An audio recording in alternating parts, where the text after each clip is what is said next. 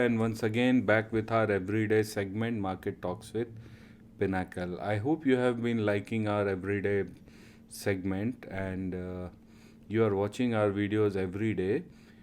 If somehow if you are missing the video uploads, then I would suggest you to turn on the notification for this channel that whenever I upload a new video, you get a notification for that.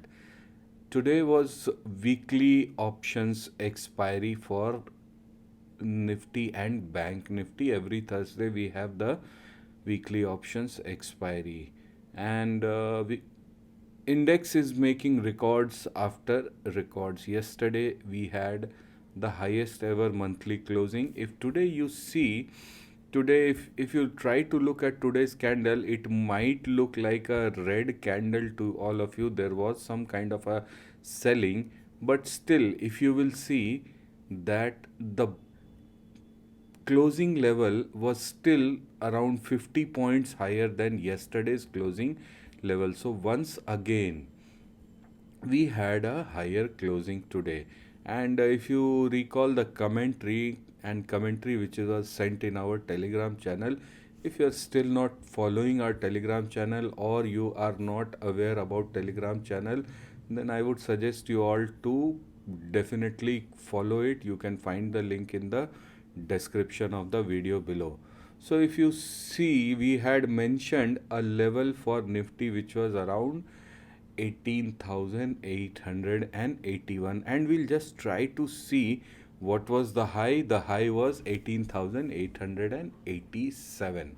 So we missed the high by just about 6 points, but yeah, that remained as the resistance for the day. And since we had already discussed that don't expect much follow through rally again today, and the same thing happened. We opened at the highest point of the day, and from there we saw a minor dip, minor correction of around 80 points. The index traded in a range of around 100 points. आज पूरे दिन 100 points के range में index ने trade किया था, आप देख सकते हो यहाँ पर. And the dips were getting bought. We even had a small nifty trade in that. And see, if you recall, we have been watching the videos and creating. We have not altered a single thing on the chart from the day we have started. So you can note all the levels which we have seen, right? So tomorrow is Friday, and tomorrow is the weekly candle closing rather, you can say. So note the points which can be very very important. First thing, on the upside, 18,881, this is going to be the most important resistance. Above that we can have another round, and maybe it can once that is taken away, we might be able to see 19,000 sooner than we can expect. On the downside, what the one thing which I don't want is a close below 18,750 on the daily candle. 750 or anything below that, I don't want a closing which it might not be very good for the index. We might see a small pullback if that happens. Although the weekly candle, whatever the weekly candle will look like, वो कल ही पता चल पाएगा जब तक कल की closing ना हो जाए. अभी तक ये वीक जो रहा है, इस वीक का अगर आप देखें तो 18,430 से उठ के 18,880 का high, which is like around 4-5% of the 4-5% of move in the index, which is more than decent in a week. तो एक पुल बैक है आवरली में. देखते हैं ये सपोर्ट कहाँ पे लेता है. डेफिनेटली आइडिया क्लियर रहेगा. कल भी शॉर्ट नहीं करना है, रैदर कोशिश करना है कि अगर डिप आता है तो उस डिप को बाई करने की कोशिश की जाए. तो dip can be somewhere around 18,750-770. एक अच्छा लेवल हो सकता है जहाँ पे आपको कुछ लॉन्ग पोजीशंस आप एंटर कर सकते हो. आते हैं हम लोग बैंक निफ्टी पे. बैंक निफ्टी पे भी आप देख सकते हैं same thing. We have marked all the levels. वही लेवल, वही चार्ट चल रहा है. चार्ट की कंटिन्यूटी आज तक ब्रेक नहीं हुई है. अगर आप हमारे वीडियोस को रोज़ देख रहे हैं तो आपको बिल्कुल से याद आ जाएगा. अगर अभी भी नहीं देख रहे हैं तो मैं सजेस्ट करूंगा कि 2-3 दिन पहले के वीडियोस भी ज़रूर देख लें, तो आपको ज़्यादा समझ में आएगा. तो आप देख सकते हैं आज एक बैंक निफ्टी के अंदर एक छोटा सा रेंज सेटअप होता हुआ दिख रहा है 43,300 से एक नीचे की तरफ 42,880 के आसपास का एक लेवल है, अराउंड 400-500 पॉइंट का एक बैंड सेटअप हो रहा है। तो हाउएवर इसमें ज़रूरी नहीं है कि अभी हम लोग वापस से 42,880 के लेवल पे आए। We may not come, buyers can come earlier also. Bank Nifty strong है बिल्कुल भी। तो इसमें अब अगर आपको नेक्स्ट लॉन्ग पोजीशंस इसमें बनाने हैं तो क्लियरली 43,300 के ऊपर बना सकते हैं। 43,300 के ऊपर बनाएंगे, जिसमें आपको पहला टारगेट मिलेगा 43,500 के आसपास का, जो कि आज का हाई था। तो ये लेवल्स आप नोट करके रख सकते हैं। ऑन द डाउन साइड आप एक्सपेक्ट कर सकते हैं अराउंड 43,000 के आसपास अगर किसी भी तरह से एक डिप मिलती है तो वो एक अच्छी बाइंग अपॉर्चुनिटी हो सकती है। You should use that opportunity to build some long positions with कुछ 100-200 पॉइंट का स्टॉप लॉस रख करके आप इसको बाई कर सकते हैं। तो बैंक निफ्टी और निफ्टी एज ऑफ नाउ दोनों ही स्ट्रांग है।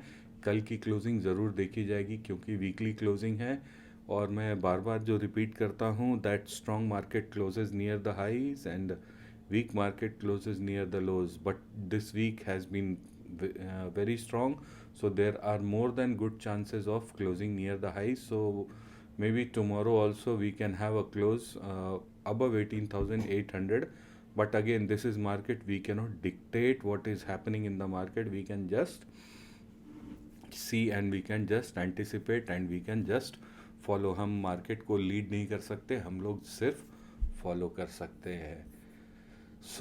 और हम लोग जैसे कि हर रोज़ के सेगमेंट में हम लोग कुछ पास्ट स्टॉक्स डिस्कस करते हैं जो हम लोग ऑलरेडी पहले भी डिस्कस कर चुके हैं कि उन्होंने कैसे परफॉर्म किया। उसमें से एक स्टॉक है LTTS, अगर आपको याद होगा।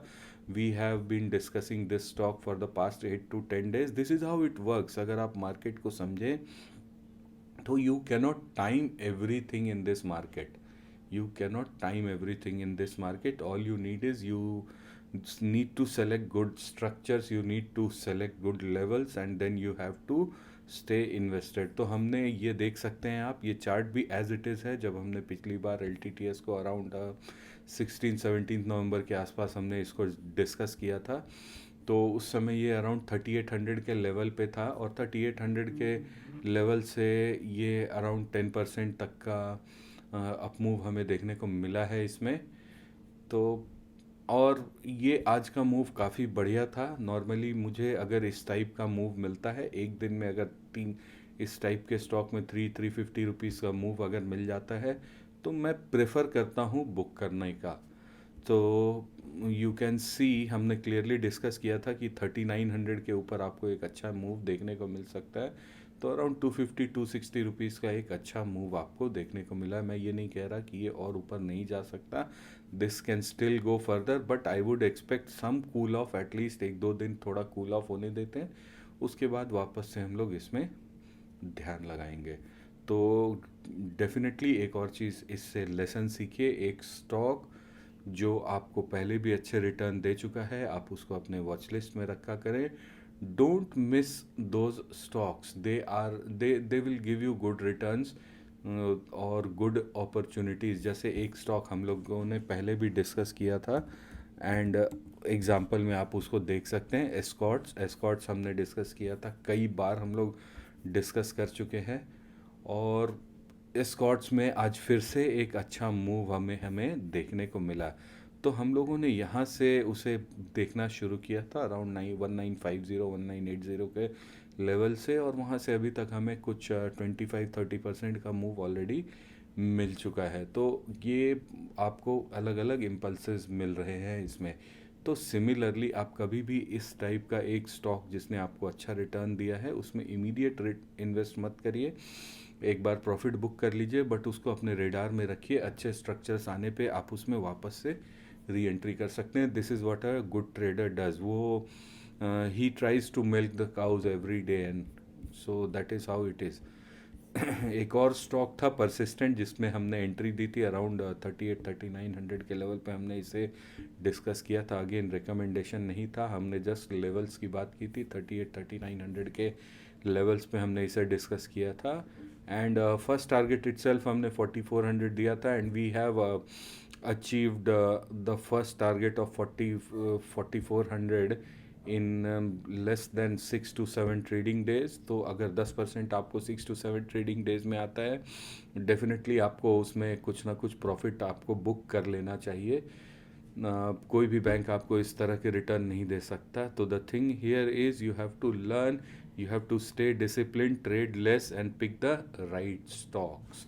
एक और स्टॉक जो अभी आने वाले टाइम में हम, जो अभी जिसने आज एक अच्छा मूव दिया है, और सिर्फ एक अच्छा मूव ही नहीं दिया है, अगर आप इसको ध्यान से देखें तो it has broken above a nice level.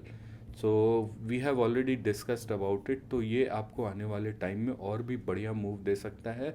Infra related stocks आने वाले टाइम में काफ़ी अच्छा परफॉर्म भी कर सकते हैं। अगर हमने डीएलएफ को ऑलरेडी एक बार डिस्कशन, एक वीडियो भी बनाया है, that DLF could be a potential multi bagger. If you have still not watch the video, then video के एंड में मैं इसका लिंक पोस्ट कर देता हूँ। आप उसको ज़रूर देखिए, आपको समझ में आएगा कि क्या रीज़न हो सकता है। कभी भी कोई स्टॉक को देखें तो हमेशा लॉन्गर टाइम फ्रेम का पिक्चर आपको ध्यान में रखना चाहिए, rather than the shorter time frame.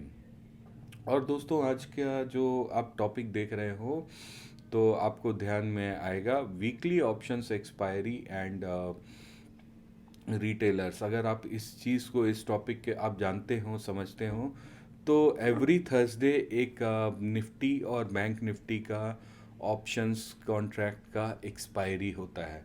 The thing here is, expiry में these are not physical contracts, these are not physical contracts, मतलब दीज आर इंडेक्स कॉन्ट्रैक्ट। इसमें अगर आपका इन द मनी भी एक्सपायर होता है तो आपको शेयर्स की फिजिकल डिलीवरी नहीं मिलती है, इसमें जस्ट अमाउंट का सेटलमेंट होता है। जैसे कि नॉर्मली अगर आप किसी स्टॉक में, किसी शेयर में डील करते हैं, और वो अगर इन द मनी एक्सपायर होता है, तो उसमें आपको फिजिकल डिलीवरी लेनी पड़ती है, पूरा पैसा देना पड़ता है। अगर आप नहीं दे पाते हैं तो उसमें आपको पेनल्टी लगती है, which happens once in a month, जो कि महीने के लास्ट थर्सडे को मंथली ऑप्शंस एक्सपायरी उसको बोलते हैं, मंथली कॉन्ट्रैक्ट एक्सपायरी बोलते हैं।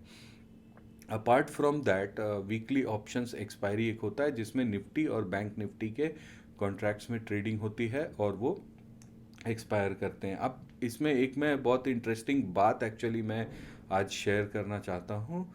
ये जो वीकली ऑप्शंस एक्सपायरी आज आप देख रहे हैं, ये हमेशा नहीं हुआ करते थे। This started to happen very recently, इधर 4-5 साल में। अदरवाइज पहले ये सिर्फ मंथली कॉन्ट्रैक्ट्स हुआ करते थे। Bank Nifty was the first one which started with a weekly options expiry, जो कि एक्सपेरिमेंटल बेसिस पे स्टार्ट हुआ था। Once bank Nifty was successful and उसमें अच्छी वॉल्यूम आई थी, तो उसके बाद निफ्टी को भी उसमें शामिल किया गया था। Nifty started with a weekly options expiry. Otherwise पहले हर थर्सडे को सिर्फ बैंक निफ्टी की एक्सपायरी होती थी, और उससे भी पहले निफ्टी हो या बैंक निफ्टी हो, वो सिर्फ मंथली हुआ करता था। अब जब से ये वीकली हो गया है, तब से आप देख सकते हैं मार्केट में वोलेटिलिटी भी काफ़ी बढ़ गई है। दोस्तों, मैं अगर मुझसे जेन्युइनली पूछें तो मैं हमेशा रिटेलर्स को अवॉइड करने के लिए बोलता हूँ इन सारे वीकली कॉन्ट्रैक्ट्स में ट्रेड करने को। क्योंकि अगर आप देखें तो इनको डिज़ाइन ही इसलिए किया गया है, इस तरीके से किया गया है, so that the money from the pocket of retailers is taken out and put in the pockets of the people who have a bigger capital. Because एक टेंडेंसी होती है, retailers have this tendency of only option buying, because they have been fed with stories. आपके आसपास चारों तरफ social media पे ऐसी stories buildup की गई हैं, जहाँ पे स्टोरीज पोस्ट की हुई हैं that somebody bought options worth 10,000 rupees and he because of the market crash or because of the sudden run, those options went on to be of 5 lakhs, 10 lakhs or something like that. तो ये जो हम, क्योंकि already एक retailers में एक mindset होता है मार्केट को लेकर के, लॉटरी माइंडसेट होता है कि अगर यहाँ लॉटरी लग गई तो you will make a big money suddenly, one one fine day you will make big money, and then after that you will stay invested in cash and then be in the market. But trust me guys, market में ऐसा नहीं होता है. Market is totally a game of supply and demand. You need to study the charts and play accordingly. यहाँ lottery जैसा कुछ नहीं होता है. एक चीज़ समझिए, लॉटरी जो होती है वो आपके लक पे बेस्ड होती है, और लक बहुत ही टेम्पररी फिनोमिनन है. आप आज आपका लक साथ देगा तो हो सकता है आप कुछ पैसे बना ले, बनता है मार्केट में लक से भी पैसे बन जाते हैं. बट अगर वो आप लॉन्गर रन में आप उन पैसों को लूज आउट भी कर देते हैं. सो द थिंग इज़ कि ये जो वीकली ऑप्शंस एक्सपायरी है वो रिटेलर्स को ल्यूर करने के लिए बनाया गया है, जहाँ पे आपको ऑप्शन खरीदने को बोला जाता है 5 रुपये 10 रुपये. रिटेलर्स इस होप में 5 रुपये 10 रुपये के ऑप्शंस खरीदते हैं, सोचते हैं कि मेरे पैसे एंड ऑफ डे तक डबल हो जाएंगे, which is a bad play. And people with bigger capital they prefer to sell those options. And एक छोटा सा स्टैट्स मैं आपको शेयर कर देता हूँ यहाँ पे. Of all the option contracts traded in the country, 90%, more than 90% of them end up being zero.